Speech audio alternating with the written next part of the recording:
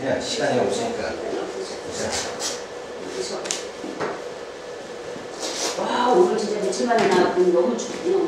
오늘 좀 추워. 와, 오늘 추워. 제가 아는 수가요? 네. 기도하겠습니다. 할렐루야 감사를 드립니다. 또 귀한 시간 저희들에게 허락해 주심을 생각같이 감사를 드립니다. 더욱더 진리의 말씀 안에서 저희들이 새롭게 되어지고 저희들의 성품이 신의 성품이 이르러 하나님께 찬양과 영광을 돌리는 귀한 삶이 생활 전반에 나타날 수 있도록 인도하여 주시옵소서. 감사하고 예수님의 이름으로 기도드렸습니다. 아멘. 교백 39번의 9페이지에 보면 제14장 그리스도의 속죄입니다. 속죄의 동인과 필연성을 우리가 살펴보면 속죄의 동인은 하나님의 참된 기쁨 속에서 찾게 된다.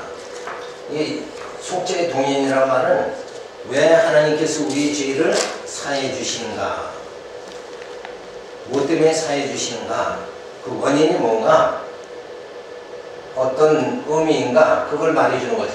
근데 그것은 뭐예요? 하나님의 참된 기쁨 속에 있다. 하나님 좋으셔서, 기쁘셔서 우리를 택하시죠. 하나님 우리 왜 택하셨는가? 당신 기쁘셔서 택한 거예요. 왜 피조물을 창조하셨는가? 인간을 창조하셨는가? 하나님 기쁘셔서 창조하셨다. 그래서 기쁘신 뜻대로 우리를 예정하사 하고 사도 바울은 에베소에서 말해주고 있어요. 그래서 기쁘신 뜻대로 택하시는 거죠. 그러니까 우리가 남녀가 연애를 하죠. 그래도 뭐예요? 그 싫으면 연애 안 되는 거죠. 근데 좋으니까 기뻐서 자꾸 만나게 된다 이거예요. 마찬가지로 하나님께서도 우리의 죄를 왜 사해 주시는가? 우리에게 뭐예요? 인간의 행복을 위해서, 어떤 인간의 마음 편하게 만들어 주시냐고 그렇게 하시는 것이 아니라 그 원인 자체가 뭐예요? 동인이 하나님께 있는 것이다. 그래서 속죄는 하나님의 사랑과 공의에 근거한 것이라고 말하는 것이 합당하다. 즉 사랑은 죄인들에게 피할 길을 제공해 주었고 공의는 율법의 요구에 응해야 한다고 가르쳐 주었다. 그러니까 하나님의 사랑, 이건 무조건이죠. 근데 하나님의 공의는 뭐예요? 공의는 죄인은 진노로 다스리고, 그렇죠? 의인은 복되게 살고, 그러니까 선인은 흥해야 되고 의인은 흥해야 되고 악인은 망해야 된다. 그게 이제 공의라는 거예요. 근데 그 하나님의 공의, 하나님의 사랑은 뭐예요? 무조건적이죠. 근데 이 공의는 뭐예요? 그런 제한이 있잖아요. 그러니까 이게 두 개가, 하나님의 사랑과 공의가 충돌할 수밖에 없는 거예요. 자, 인간을 하나님께서 구원해 주시려면 인간에게는 뭐예요? 아직도 우리 속에 죄가 있다 그러면 우리는 하나님께서 어떻게 해야 되냐? 저주로 다스려야 되잖아요. 우리는 죄인은 망해야 된다. 그런데 하나님께서 사랑하는 택한 자들이 가만히 이렇게 살펴보니까 하나님이 사랑하는 자녀가 지금 어떤 상태예요? 죄인의 상태잖아요. 그러니까 망해야 된단 말이에요. 근데 하나님의 사랑은 뭐예요? 우리를 더 좋게 하시려고 하는 거 아니냐 이거예요. 그러니까 그게 두 개가 충돌되는 거예요. 자, 법으로 하자니 용서는 할 수 없고, 그래도 내 자녀니까 사랑을 해야 되고, 우리가 자녀 키울 때도 그런 면이 있잖아요. 그러니 고통이, 어떤 이 갈등이 주어진다. 그런데 이 문제를 하나님의 사랑과 하나님의 공의가 충돌되지 않도록 해결하는 방법, 그것은 우리가 택한 자들이 죄에 거하지 않고 우리가 의에 거하면 되는 거예요. 그러면 하나님의 공의도 충족되고 하나님이 또 무조건 사랑도 받게 되고, 그런데 우리가 과연 우리 스스로가 의인이 될 수가 있느냐, 이게 없다는 거예요. 그러니까 누굴 보내는 거예요? 예수 그리스도를 보내서 죄인인 우리를 의인 되게 만들어 놓고, 그러니까 하나님의 공의가 만족되죠. 그런 다음에 하나님의 무조건적인 사랑을 베푸시는 거다. 그래서 하나님의 사랑과 공의가 누구를 통해서 실현되는가? 바로 예수 그리스도를 통해서 실현돼 버리는 형상. 그래서 인간이 스스로 뭘 해결을 못한다 이거예요. 그런데 이 하나님의 놀라운 방법, 그것이 그림자적으로 보여준 게 뭐냐면 구약의 어린 양을 잡아서 제사하는 거 있죠. 그게 요걸 예수님이 진짜 오셔서 하나님의 그 사랑을 실현하고 하나님의 공의에 충돌되지 않도록 우리를 뭐예요? 택한 자들을 죄인에서 의인되게 이렇게 만드는 작업을 누가 대신해 주시는가? 예수님이 오셔서, 성경에 오셔서 해주신다. 그래서 하나님께서 뭐예요? 사랑하는 자를 하나님께서 신령한 세계로 들어갈 수 있도록 우리를 다 만들어 버리는 거예요. 그러니 우리는 가만히만 있어도 되잖아요. 그러니까 그게 하나님의 은혜다 그런 거죠. 내가 하지도 않았는데 나는 어느새 의인이 돼버렸고, 그죠? 내가 내가 착하게 살려고 막 그렇게 해도 안 되던 그 의의가 예수 그리스도를 통해서 그냥 의인 되게 만들고, 성령을 통해서 우리 심정이 뭐예요? 신의 성품으로 막 변화가 돼가지고 의인 되게 만들어 가신단 말이에요.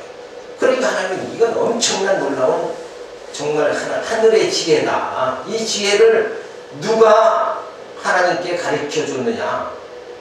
그 가르쳐 준 자가 없죠. 누가 하나님 앞에 모사가 되었느냐? 로마서 사도 바울이 누가 그 일의 모사가 돼? 하나님께 누가 그걸 가르쳐 줬느냐 이거예요. 그런데 하나님께서 뭐예요? 그 하늘의 지혜로 우리를 정말 두엉더미에 푹푹 썩는 우리 그런 죄성을 가진 우리 속에 예수의 생명이 싹트게 이렇게 만들어 주시는 놀라운 하나님의 지혜가 우리들에게 주어지게 되어집니다. 이런 복음의 비밀을 깨닫게 되어지면 우리는 정말 하나님 나를 사랑하시는구나. 정말 하나님께서 눈동자처럼 사랑하신다는 하나님의 말씀이 뭐예요? 그 말의 의미를 우리가 깨닫게 되어질수록 뭐예요? 하나님의 사랑에 감격하게 되어지는 거죠. 그래서 사랑하는 죄인들에게 피할 길을 제공해 주었고, 하나님의 사랑으로 누굴 보냈어요? 하나님이 세상을 일처럼 사랑하사 독생자를 주셨어요. 그 예수가 이 하나님의 공의에 우리가 다 저주받지 않도록 우리를 어때요? 침례해 주시고 성령으로 신의 성품에 이르게 만들어가지고 하나님의 사랑과 공의에 아무것도 장애가 되지 않도록 그렇게 만들어서 우리를 구원해 주신다. 두 번째, 속죄의 성질입니다. 하나님의 공의를 만족시키기 위해서는 사형을 선고해야 된다. 그렇죠? 그런데 그 죄값을 우리로 하여금 직접 지불하게 않으시고 그리스도를 보내 대속하게 하심으로 하나님의 공의를 만족시키고 택한 자는 그 은혜로 구원받게 하심으로 찬양이 터져나오게 하신다. 하나님께서는 그리스도를 대리자로 내세워 공의와 사랑을 실현하신 것이다. 이제 이 의미를 알겠죠. 읽기만 해도 이 의미를 알 수 있잖아요. 그래서 예수님은 내가 지불해야 될 죄값을 예수님이 다 지불해 주시고 예수와 함께 우리가 죽고 예수와 함께 사는 역사. 그러니까 내 육체는 예수와 함께 죽고 내 영은 뭐예요? 예수와 함께 살게 되어졌다. 그래서 속죄의 실현 방법은 뭔가? 그리스도께서는 택한 자의 죄값을 지불하시기 위하여 고난을 당하심에는 능동적이셨다. 율법을 복종하심에 있어서는 피동적이셨다. 성육신 하신 것은 능동적이고 십자가를 지심은 피동적이셨다. 그래서 이 하나님께서 예수를 보내서 우리를 위해서 정말 십자가에 불바다에 가서 십자가에 죽으심은 난 억울하다 반항도 안 하셨잖아요. 그죠? 우리는 누가 조금만 해도 뭐래요? 자기를 변호하고 자기 정당성을 나는 그래서 처녀가 아이를 낳아도 뭐예요? 한 번에 있다고 그러잖아요. 뭔가 변명을 해야 되는데 예수님은 변명 하나도 안 하시고 그냥 십자가 지시. 그게 왜? 우리의 죄를 다 짊어지시고 죽으시는 게 뭐예요? 아버지의 뜻이니까. 그러니까 아버지의 뜻이 예수 그리스도를 뭐예요? 순종함에 이르게 하셨다는 거죠. 그러니까 우리가 하나님의 뜻대로 산다는 건 뭐예요? 하나님의 뜻을 정확하게 깨달으면 순종의 삶이 주어진다. 근데 우리는 보통 그렇잖아요. 내가 하나님께 열심히 순종하고 그렇게 해서 뭘 받아야 되겠다? 복을 받아야 되겠다. 이런 조건적인 쪽으로 빠지면 안 된단 말이에요. 자, 그래서 정말 율법을 복종하심에서 피동력이었다. 그래서 율법이 그 주는 그 저주, 이거를 그냥 다 받으셨다. 그 다음에 숙제의 범위입니다. 알미니아파는 그리스도는 모든 사람을 구원하기 위하여 오셨다고 한다. 그러나 예수님은 언약의 백성을 구원하시기 위하여 오신 것을 알아야 한다. 따라서 제한 속죄를 성경은 말해주는 것이다. 성경에서의 모든 자라는 뜻은 유대인이나 헬라인 모두를 말하는 것이니 예수를 영접하는 자는 모두 구원을 받는다는 것을 의미하는 것이다. 그러니까 예수님 당시에 세상 모두 그럴 적에는 그때 당시에는 뭐 좁잖아요. 그때는 유대인과 헬라인 그런 건 세계 전부라 이거예요. 그래서 그때 당시 배경이 그런 의미지. 이 세상에는 어떤 사람들이 있어요? 알라신을 믿는 사람이 있고, 그죠? 공산주의자도 있고, 불교신자도 있고, 이렇게 완전히 뭐에 빠진 자들이 그들은 우상에 완전히 빠진 자들, 그런 자들까지도 구원한다. 그건 아니에요. 그들은 다 부택자라. 그러니까 하나님께서 못해 있을 때 야곱은 사랑하고 에서는 미워했잖아요. 내가 야곱은 사랑한다. 근데 에서의 후손이 알라신을 믿는 중동 사람이 다 돼버렸다. 그때서부터 이미 정해진 거다. 그러니까 여기서 의미, 성경에서의 모든 사람, 이게 헬라인과 당시 유대인 모두를 말하는 헬라인 중에, 이방인 중에서도 구원받게 하시고 유대인 중에서도 구원받게 하신다. 이런 의미를 뜻하는 거지. 그냥 뭐 불교인도 누구 다 우상 섬기는 자, 우상의 사탄의 그들은 다 종이 돼버리는 거잖아요. 그러니까 그들을 말하는 게 아니에요. 그래서 칼빈의 뭐예요? 제한 숙제. 이게 맞는다는 얘기죠. 그리스도의 숙제 사역을 우리가 요약해보면 속죄의 필요성이 뭐냐면 하나님의 사랑과 하나님의 공의다. 그 다음에 속죄의 성질은 뭐예요? 제물을 통한 대속, 사역으로 속죄의 근거를 삼으시는 거예요. 그러니까 양잡어 제사 드리는 그거를 통해서 대속의 사역을 통해서 우리가 직접 속죄는 내가 직접 받는 게 아니잖아요. 예수를 통해서 받는 거예요. 그런 성질이 있다. 그래서 속죄의 실현 방법. 그러니까 이 속죄의 성질을 우리가 잘 이해되는 게 카톨릭에서는 뭐예요? 잘못 생각하는 게 뭐냐면 내가 착한 일을 하면 그만큼 뭐예요? 죄가 가벼워진다. 낙태를 했으면 매달 보험에 10,000원이고 20,000원씩 정기적으로 보내는 것이 그렇게 해야 뭐예요? 죄가 낙태한 죄를 하나님께서 용서받을 수 있다. 그리고 연옥에 간 조상들을 위해서 기도하면 뭐예요? 저들이 연옥에서 어디로 간다는 천국으로 갈 수 있다. 이런 얘기가 다 뭐예요? 인간이 무엇을 하면 된다. 그런 얘기 아니에요. 그죠? 그게 아니라 그렇게 해서 죄를 사함받는 것이 아니라 인간이 무엇을 해서 죄가 탕감받는 것이 아니라 속죄받는 것이 아니라 누구를 통해서만 예수 십자가의 피, 그리스도의 피로만이 우리가 죄사함을 받게 되어진다 라는 것을 분명히 알 수 있는 거죠. 속죄 실현 방법은 뭔가? 직접 고난당한 죄값을 지불하시는 방법. 그건 능동적이었고 율법에 복종해서 피동적으로 복종해서 결국 이런 예수님이 내 대신 죄의 짐을 다 지불해 주시는 그 십자가의 사건을 통해서 결국 하나님의 속죄 사역에 실현된다. 속죄의 범위는 뭔가? 세상 모든 사람이 아니라 뭐예요? 택한 백성, 언약의 백성만 사함을 받는다. 예수님은 뭐예요? 자기 양을 위해서 오신 거지.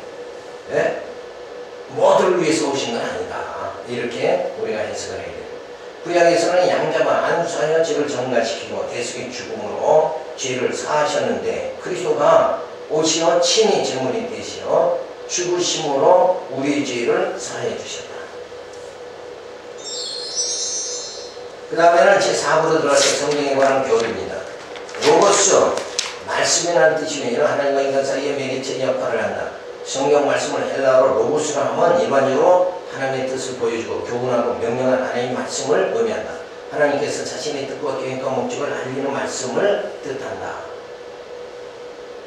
그래서 이 로고스는 누구를 말해요? 예수님을 말하는 거죠. 로고스. 하나님의 말씀으로 이 세상에 오신 분. 그 로고스가 바로 누구예요? 예수 그리스도다. 그래서 요한복음에 뭐예요? 말씀이 육신이 돼서 오셨다. 그러니까 하나님의 뜻과 계획과 섭리, 작정으로 예수님이 이 땅에 오셨다 하는 말이죠. 그리고 레마라는 말은 뭐냐면 레마는 대화를 하는 경우의 말, 즉 사람을 설득하여 믿음을 생기게 하는 말씀을 의미한다. 성경 말씀을 듣는 사람을 하여금 믿음이 생기게 하고 그 말씀대로 실행케 하는 특성이 있다. 성령을 통하여 우리 마음속에 특별히 말씀 주실 때만 이루어진다. 성경을 읽다가 어느 구절이 갑자기 나의 마음 가슴속에 와닿아 믿음의 불길을 일으키고 나를 사로잡는 것 같은 느낌을 줄 때 그 말씀이 곧 레마인 것이다. 레마의 말씀에 순종하여 축복을 받게 되는 것이다. 그러니까 이 하나님의 말씀이 인간에게 실행되어 나타나는 것, 적용될 때 그때가 레마다. 그러니까 말씀이 바로 육신이 되어지는 상태, 우리에게 적용되는 상태. 그래서 그 말씀의 힘으로 우리가 뭐예요? 살아가는 삶, 이런 모습이 나타나는 것, 그게 레마의 관계다. 그러니까 하나님의 말씀이 그대로 있고 내게 아무런 감동이 주어지지 않고 내 심령에 와닿지 않는다 그러면 항시 말씀, 로고스는 뭐예요? 로고스대로 그냥 끝나버리는 거다 이거예요. 그런데 우리하고는 아무 관계가 없게 되죠. 근데 그 로고스가 성령의 감동을 통해서 우리 마음에 역사되어질 때 뭔가 일이 주어지죠. 일이 나타나는 역사가 주어질 때 그게 바로 말씀이 레마가 되는 상태다. 이렇게 보는 거예요. 그러니까 성경을 읽어도 성령의 감동을 통해서 그 말씀이 깨달아져서 우리 마음에 기쁨과 평강이 주어지지 않는다. 그러면 그건 하나님 말씀대로 그대로 있는 거고 레마의 역사가 주어지지 않은 거다. 이렇게 봐야 된다. 그러니까 항시 하나님의 말씀이 내 심령에 성령의 역사를 통해서 내 심령에 역사되어지는 것, 실현되어지는 것, 그것이 바로 나타나는 열매가 뭐예요? 심령의 평강과 그리고 영혼의 기쁨이 주어지는 거예요. 그러니까 성도의 온전한 생활의 기초가 뭐냐? 베드로전서에 말해주는 것 같이 할렐루야 찬송하는 거고 그리고 환난 중에 기뻐하는 거잖아요. 그러니까 찬송하는 생활이 성도의 생활이고 기뻐하는 생활이 늘 기쁨으로 생활하는 것이 뭐예요? 그게 성도의 생활이다. 그걸 베드로 전서에서 베드로가 가르쳐주는 내용이잖아요. 자, 그래서 어쨌든 이 말씀이 처음에 계셨는데 그 말씀이 성령으로 이 땅에 오셨어요. 말씀이 로고스가 성령으로 이 땅에 오셔서 우리를 통해서 하나님의 사람으로 신의 성품으로 자꾸 만들어가는 거예요. 이런 역사가 레마의 역사다. 쉐마는 뭐냐? 쉐마는 너희는 들으라 하는 뜻이다. 매일 아침 저녁으로 하는 기도에서 읽히는 성서 부분을 쉐마라고 한다. 쉐마란 십계명의 정신을 요약해서 강조한 기본 계율입니다. 하나님의 말씀으로 만든 계율을 그대로 낭송하는 것을 쉐마라고 한다. 그러니까 이스라엘 사람들은 늘 모이면 뭐예요? 에? 그 십계명, 주기도문 이런 걸 계속 외우는 거예요. 그러니까 그 말씀을 자꾸 외우는 그런 관계, 그걸 쉐마라고 부른다. 그래서 이 쉐마를 통해서도 뭐예요? 결국 레마의 상태로 가야 되는 거죠. 감동의 상태로 주어져야 된다. 그냥 성경을 백독을 하고 아무런 기쁨과 예? 그리고 찬송이 터져나오지 않는다 그러면 그건 뭐예요? 그냥 책을 읽은 거나 다름이 없지. 세상 책을 읽으면 아무 감동이 없잖아요. 그거 똑같은 거다. 근데 성경은 뭐예요? 진짜 읽으면 그 속에서 하나님께서 나를 어떻게 사랑하시는가 그걸 기쁨이 우리한테 주어진다.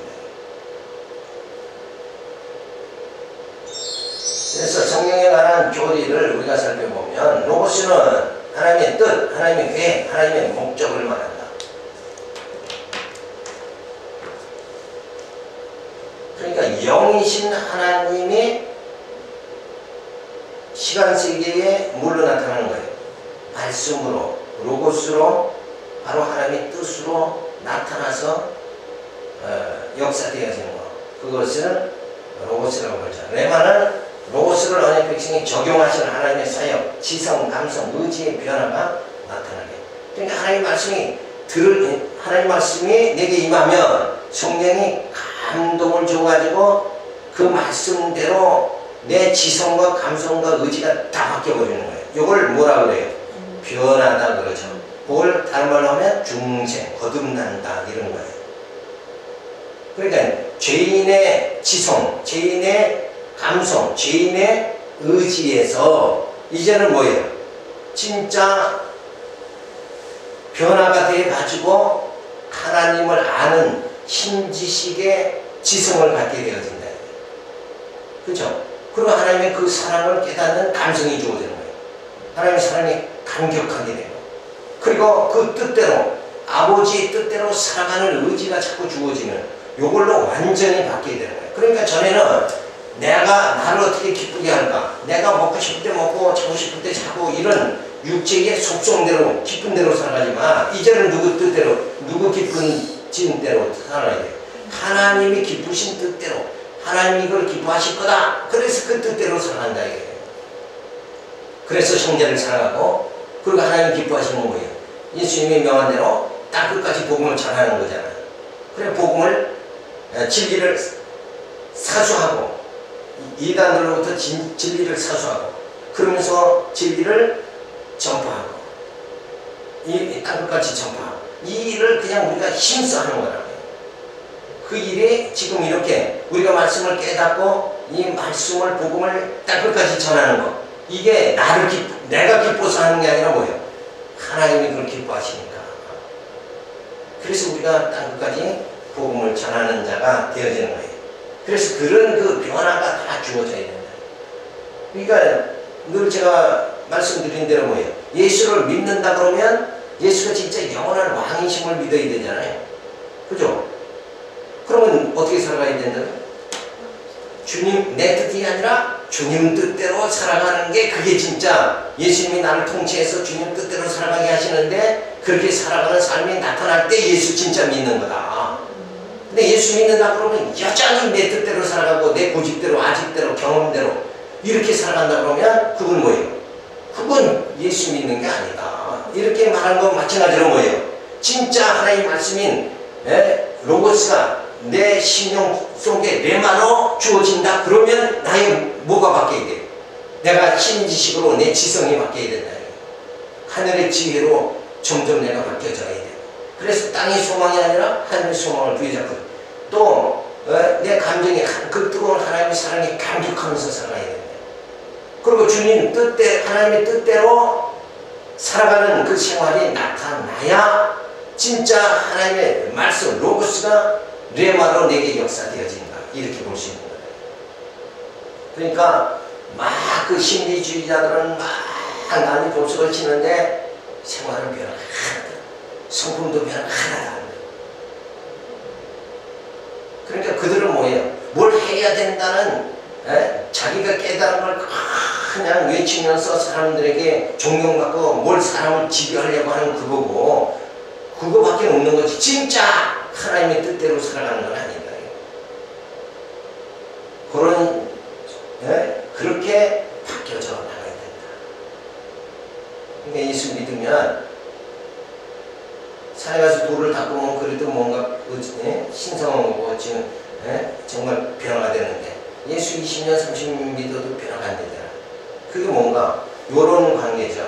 하나님의 말씀이 레마로 역사돼서 지성과 감성과 의지, 변화가 주어지는 거예요. 새로워져야 된다. 속사람이 남도 새로워져야 된다. 그런 변화가 뭘로? 레마로 주어진다. 하나님 말씀 내게 임할 때 주어진다.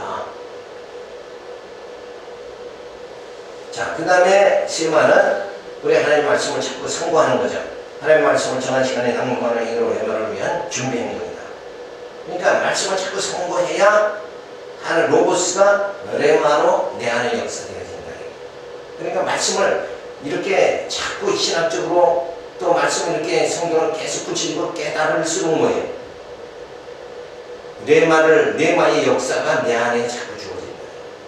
그래서 생활이 변화가 되고 생활의 기쁨이 주어지고 편안함이 주어지고 뭔가 뭐 세상적으로 막 아우성치며 살지 않을 수 있는 긴장하지 않고 살 수 있는 그런 모습이 주어지는 거죠. 그래서 하나님은 형상이 없으시니 하나님의 뜻과 계획과 목적을 통하여 하나님을 인식함으로 로고스가 레마로 나타날 때 하나님의 형상을 이루어가게 되는 것이죠. 이 순서대로 그렇겠죠. 말씀이 이 땅에 오시는 거죠. 그 예수님을 통해서 정말 성령이 예수님이 그래서 내가 가야 너희들에게 더 유익하다. 그렇게 말한 게 뭐냐 하면 예수님이 빨리 가셔야 그 다음에 누가 온 거예요? 보혜사 성령이 오죠. 성령이 와야 성령은 영으로 우리 심령 속에 머무르면서 우리 말씀이 뭐가 되게 해요? 로고스가 레마가 되도록 하는 일을 누가 하는가? 성령이 하신단 말이에요. 그러니까 예수님은 빨리 가셔야 되고 왜냐하면 예수님은 육체로 오셨으니까 사람들의 심령 속에 어떻게 들어갈 수가 없잖아요. 근데 성령은 뭐예요? 영이니까 이 시공을 초월한단 말이에요. 우리 심령 속에 그대로 임재하셔서 말씀, 로고스가 레마가 되는 역사를 부단히 하신다는 거예요. 근데 우리의 마음이 뭐예요? 아직은 세상에 물들고 악하니까 이 레마의 성령의 로고스와 레마의 성령의 레마의 역사가 우리 속에 더디게 나타나는 거라고요. 왜? 우리가 완악해서 그렇다. 그러니까 그런 관계가 자꾸 우리 마음을 부드럽게 되어지는 건 뭐예요? 말씀을 조금씩 깨달아지면 나중에 마음이 부드러워져서 성령의 역사가 충만하게 우리 안에 임하게 되고 그래서 세상을 초월할 수 있는 그런 믿음의 생활이 주어지게 되어집니다. 자, 5번으로 들어가서 구원론을 우리가 살펴봅니다. 구원 사역의 적용들인데 15장에 들어가서 부르심과 중생입니다. 부르심은 뭐냐? 부르심이란 하나님께서 죄인이라 하여금 그리스도를 통하여 제공된 구원을 받도록 초대하시는 하나님의 은혜로운 행위라고 정의할 수 있다. 그러니까 하나님이 우리를 부르셨잖아요. 나를 부르셨어요. 어디서? 죄악 세상에서 나를 부르시는 거예요. 그래서 하나님이 부르신 자에게 임재하십니다. 요 관계를 뭐라고 해요? 그 관계를 세상에 부르시는 거를 우리가 에클레시아 이러잖아요. 그러니까 부르신 자에게 하나님이 임재하시는 그 관계가 뭐냐? 그게 교회다. 그래서 하나님의 임재가 우리 심령 속에 임재하시도록 하기 위해서 하나님은 어떻게 하시는가? 우리 심령 자체가 죄 덩어리다 그러면 안 되잖아요. 육신의 소욕을 가득 차 있으면 안 되잖아요. 더러운 곳에 하나님이 임재를 못 하시죠. 그러니까 우선 우리 심령을 깨끗게 하셔야 되잖아요. 그러니까 성령이 로고스가 레마가 되게 해서 우리 심령의 죄성을 소멸을 자꾸 시킨단 말이에요. 그리고 우리 심령이 거룩하게 우리 심령이 탐욕에 쩌들지 않고 편안하게 이게 정말 주의 뜻입니다. 이러고 마음을 싹 가지게 될 때 성령께서 말씀으로 우리 안에 역사되어지는 거죠. 그래서 우리를 자꾸 변화시키는 거예요. 그래서 그렇게 우리가 부르심을 받았다는 거, 이게 축복이라는 거예요. 부르심 받는 거. 아무나 부르는 게 아니잖아요. 바리새인과 사두개인을 예수님은 부르신 것이 아니라 12 제자를 부르셨다. 우리를 하나님께서 창세전 그리스도 안에서 우리를 예정하셨다. 그 부르심의 의미 뭐예요? 우리는 축복을 받은 자다. 그런데 우리는 부르심의 축복보다, 내가 하나님의 자녀가 됐다는 이 부르심의 축복보다 우리는 당장 뭐가 필요해요? 물질이 더 필요하지 않나요? 예? money를 주세요. 돈을 주세요. 세상 살면서 그냥 예? 한없이 한번 마음껏 돈을 한번 써봤으면 좋겠다. 이런 소망 속에 인간들은 살지 않아요. 자, 그래서 그런 신령한 복을 우리가 이미 받았다는 거. 그래서 이 부르심에는 외적 부르심이 있어요. 죄인을 향하여 그리스도 안에 있는 구원을 제시하고 제공하는 것이라고 합니다. 회개하고 믿는 자에게는 신실하게 영생을 약속하시고, 이 부르심에 반응하지 않는다면 그 인간을 하나님의 요구를 멸시하는 것이므로 그의 죄가 증가된다. 그러니까 외적 부르심이라는 건 뭐냐면, 이렇게 다 육신의 귀로, 눈으로, 교회가, 여기 교회가 세워졌네, 예수가 십자가에 죽으셨네, 이런 소리를 그냥 듣는 것 뿐이에요. 그러니까 뭐가 아직은 안 된다는 거예요. 요 내적 부르심, 내적 변화가 이루어집니다. 그러니까 외적으로는 말씀이 로고스가 임했는데 레마로 우리 심령에 이르지 못한 상태, 그걸 외적으로만 주어진 부르심, 그 다음에 내적 부르심이 주어지는 거예요. 그래서 외적 부르심을 밖에 있는 심령의 성령을 통하여 구체적으로 적용하는 것을 말한다. 말씀을 듣게 하고 깨닫게 하여 심령의 변화를 촉진시킨다. 요 심령의 변화까지. 그러니까 신의 성령께서 우리를 하여금 말씀을 듣게 해서 깨닫게 해서 뭐예요? 신의 성품에 이르게 자꾸 이렇게 만드는, 그렇게 되어지는 게 내적 부르심이다.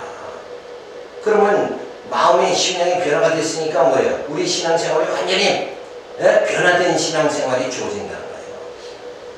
그러니까 목사가 성추행을 했다, 그런 신문이 나죠. 네? 저기 3일째. 그거는 그분이 이 내적 부르심 요거를 받긴 받았는데 완전히 뭐가 안 됐다는 거예요. 말씀을 깨달아서 심령의 변화가 신의 성품으로 이어지지 못했다는 거예요. 그러니까 말씀은 전하는데 자기 자신은 뭐예요? 신의 성품에 이르지 못하고 있다는 거예요. 그러니까 성추행을 하는 거예요. 시험을 이루었다가 잠시 실족하는 걸까요? 아니면 아예 못 이루는 걸까요? 그러니까 그거는 뭐 요걸 딱 요 부분 이렇게 흑백 논리를 생각하지 말고, 그거는 뭐냐면 우리는 부활의 몸이 되기 전까지는 미완성이라고 해요. 불완전한 거예요.